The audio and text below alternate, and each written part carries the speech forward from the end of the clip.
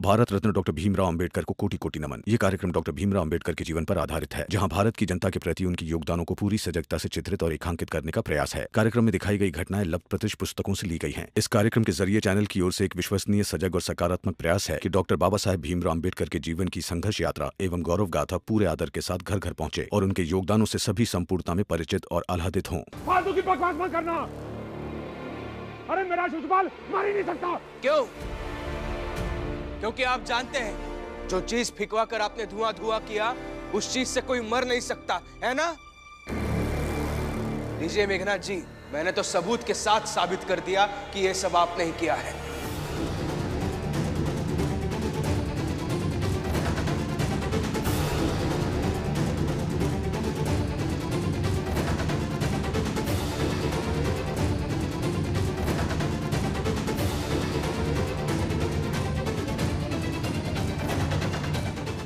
चाहिए हमें क्या करना है हम देख लेंगे।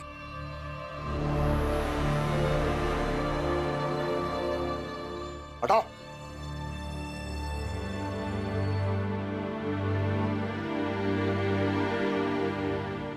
आप सब घबराइए मत, किसी को कुछ नहीं होगा। इस धुएं से किसी की जान नहीं जाएगी। किसी की जान लेने के लिए या बीमार करने के लिए यह सब नहीं किया गया है। बस थोड़ी देर के लिए ये सब बेहोश रहेंगे, इन्हें ऐसे ही सोने देते हैं, थोड़ी देर बाद अपने आप जाग जाएंगे।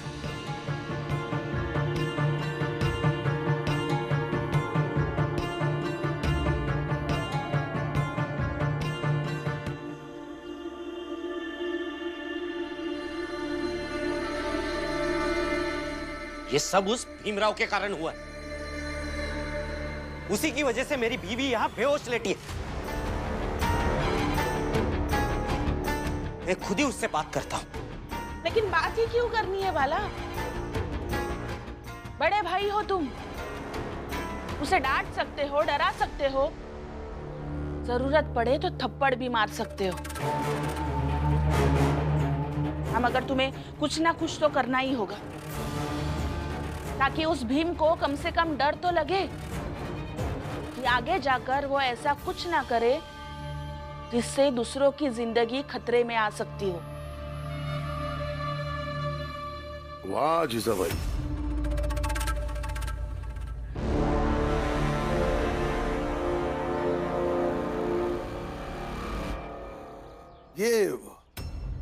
ये सही करती हो तुम। माचिस की तीलियों से भी अधिक हुनर है तुम में आग लगाने का और सूखे पत्तों से अधिक नाजुक हो जल जाने में। वहां बाहर बहुत सारे लोग बेहोश पड़े हैं और यहां तो कुछ अलग ही कहानी बुनी जा रही है। ये सही है, इतनी उम्र हो गई है फिर भी अभी तक आपको ये समझ नहीं आया। मुझे औरों से कोई लेना देना नहीं है, मुझे सिर्फ अपनी बीवी से मतलब है। इतनी सी बात आपको समझ नहीं आती? बाला भैया,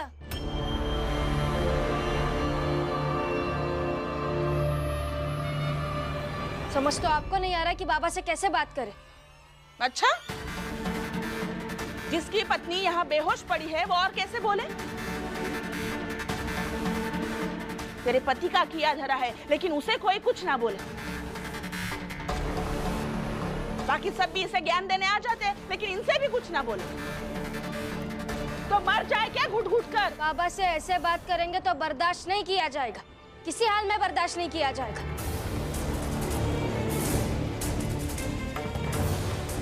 और दीदी दूर क्यों नहीं रहती है हमसे? मैं, मेरे पति, हम चाहे जो करे दूर रहे ना हमसे।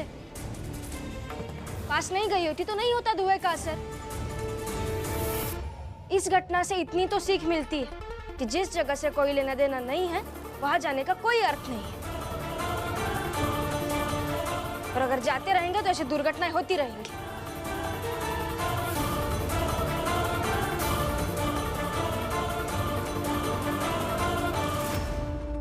वाह, बढ़िया है। ये घर ना एक कबाड़ी खाने जैसा हो गया है।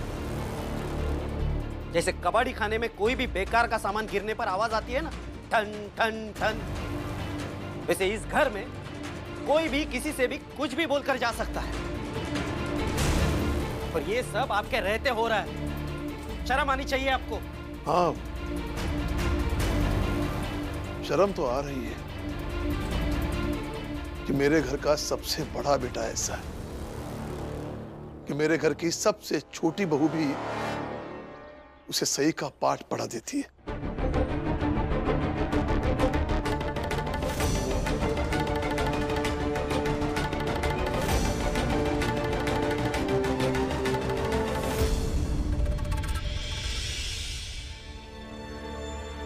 उन सबको होश आते आते शाम तो हो ही जाएगी, तो जितना समय बचेगा उसी में पढ़ाई करनी होगी। मगर ऐसा तो नहीं है ना कि अभी कर दिया तो रात में वापस नहीं करेंगे? नहीं, वो तो अवश्य करेंगे।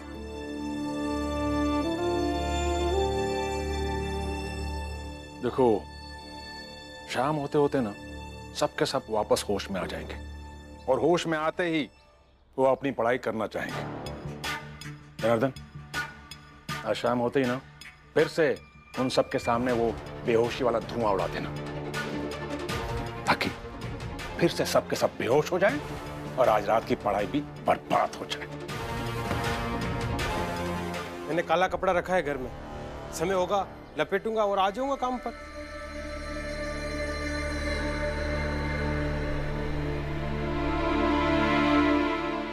वो तो पूरी कोशिश करेंगे कि कैसे वापस सबको बेहोश किया जाए। तो कैसे करेंगे? कुछ तो करना होगा हमें। सोचता हूँ, देखता हूँ क्या किया जा सकता है।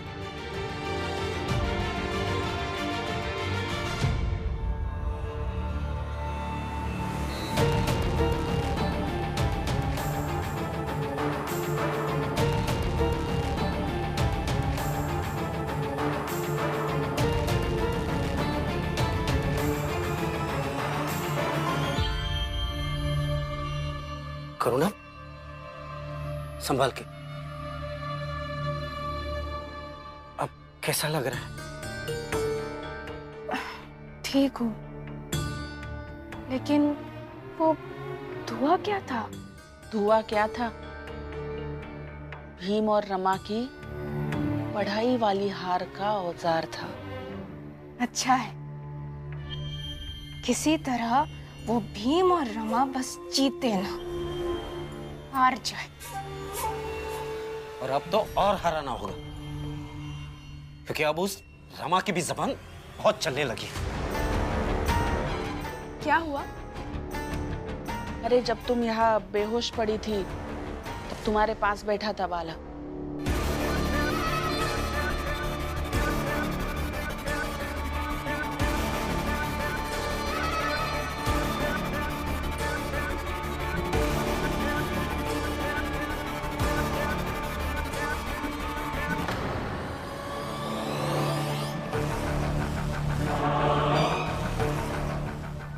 अभी बताती हूँ उस रमा को, अभी बताती हूँ। आप सब ठीक है ना? हाँ, सब ठीक है। तो आज के दिन का समय हमारा बर्बाद हुआ है, इसलिए आज रात हमें ज्यादा मेहनत करनी होगी।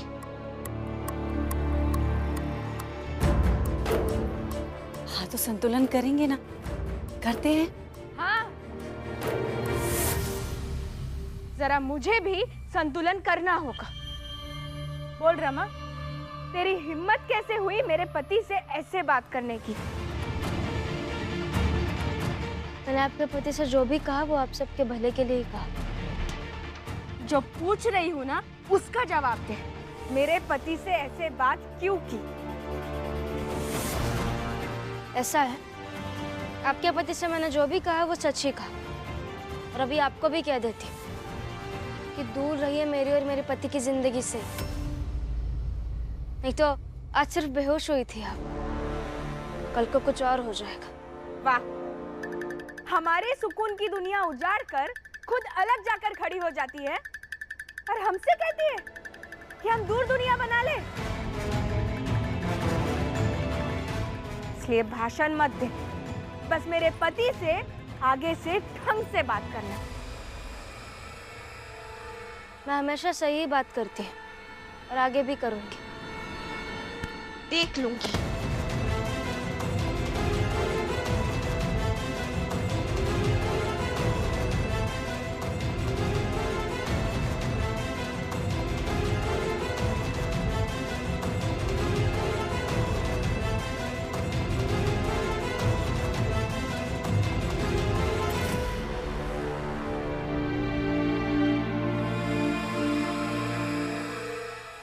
हमारी गुरु को ऐसे धक्का नहीं दे सकती हो।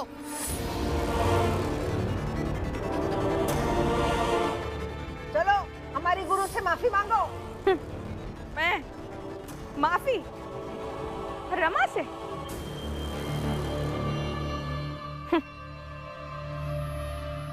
करुणा, माफी तो मांग कर जाओगी।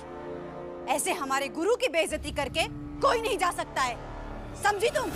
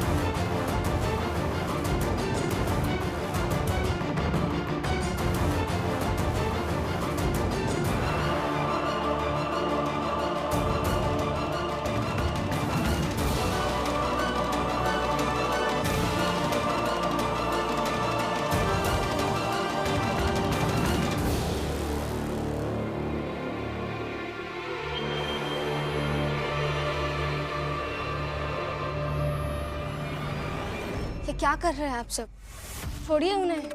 गुरु हैं आप, और शिष्य गुरु का अपमान कैसे बर्दाश्त कर सकता है? देखिए, इन्हें जाने दीजिए। इनके अपमान करने से आपके गुरु का मान घट नहीं जाएगा। हाँ, नहीं घटता होगा भीमराव, मगर हम विद्यार्थियों का मनोबल जरूर घटता है। गुरु के अपमान का बदला भी ना ले पाए तो कितने निर्बल छात्र हो जाएंगे, और निर्बलों से कौन उम्मीद रखेगा कि वो कोई परीक्षा पास कर पाएंगे, कोई लड़ाई जीत पाएंगे। इसलिए माफी तो मांगनी होगी इसे। माफी मांगो, माफी मांगो, माफी मांगो, माफी मांगो, माफी मांगो, माफी मांगो,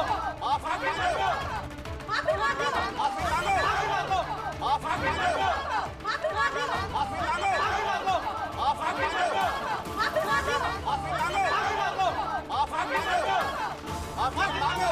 ये क्या कर रहे हैं आप सब? छोड़िए उन्हें। माफी मांगो, माफी मांगो, माफी मांगो, माफी मांगो। अरे बंद करें नाटक। छोड़ो मेरी बहू को। रुको जीजाबाई।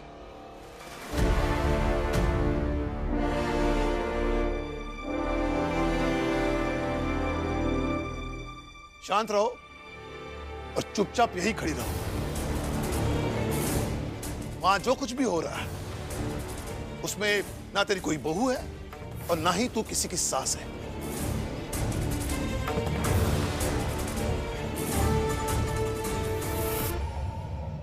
वहां एक शिक्षक है जिसके सम्मान के लिए कुछ विद्यार्थी आवाज उठा रहे हैं।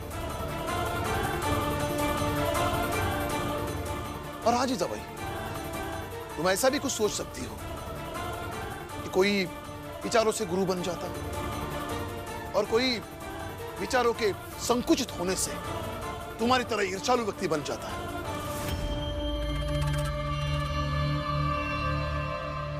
अरे क्या बकवास है ये? छोड़ो मेरी बीवी को। बाला, शांत रहो और जो हो रहा है उसे होने दो।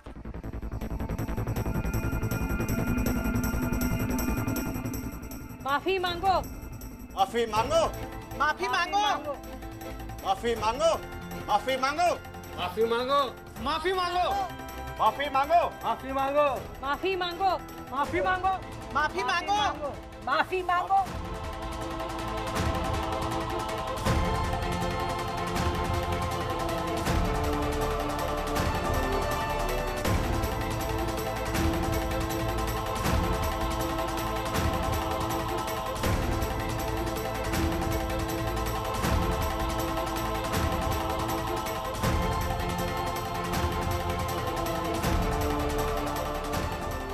अरे ये सब छोड़ेंगे नहीं। माफी मांगो, माफी मांगो, माफी मांगो। रुको।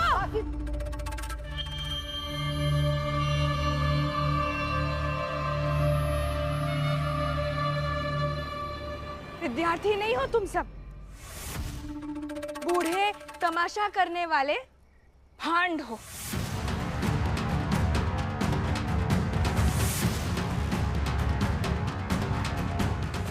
यही चाहते हो ना कि मैं रमा से माफी मांग लूं?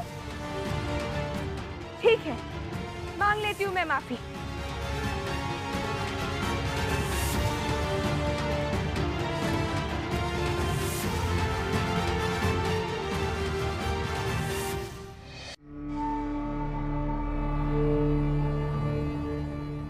लो रमा, मेरी देवरानी हो तुम, लेकिन मैं फिर भी तुमसे माफी मांग लेती हूँ। खुश हो जाओ। हाँ,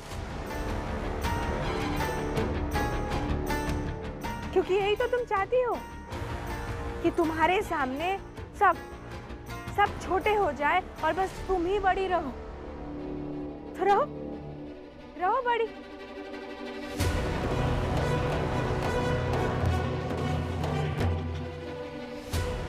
क्योंकि मुझे ना इस छोटे बड़े के चक्कर में पड़ना ही नहीं है। बस मेरे पति से आगे से थोड़ा ढंग से बात करना।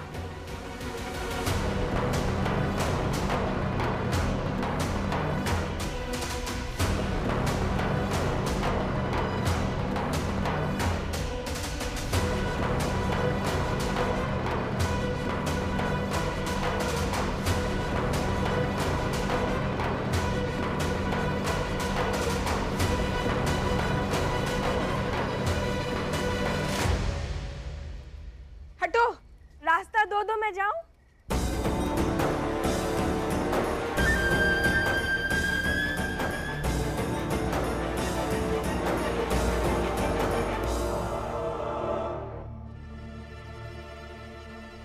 आप सबका बहुत बहुत धन्यवाद।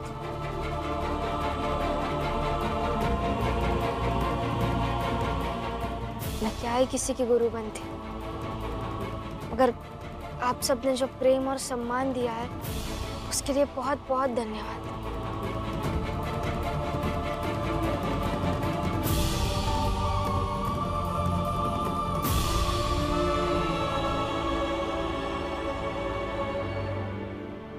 चलिए पढ़ते हैं।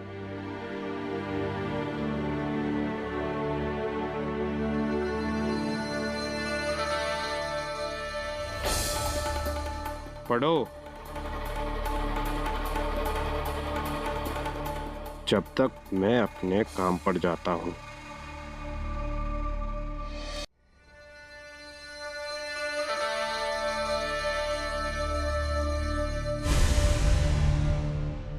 जनार्दन, इसे ले जाकर जाल में फिर से फेंक देना,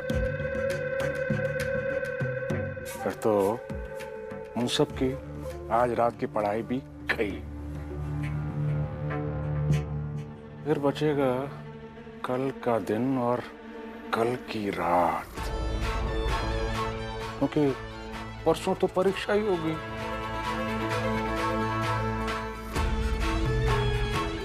ले। मेघनाथ जी, आज और कल विद्यार्थी बिल्कुल नहीं पढ़ेंगे तो पक्का फेल कर जाएंगे। ठीक है मालिक। सुन, काम हो जाए ना तो मुझे बता देना कि वो सब के सब फिर से बेहोश हुए कि नहीं।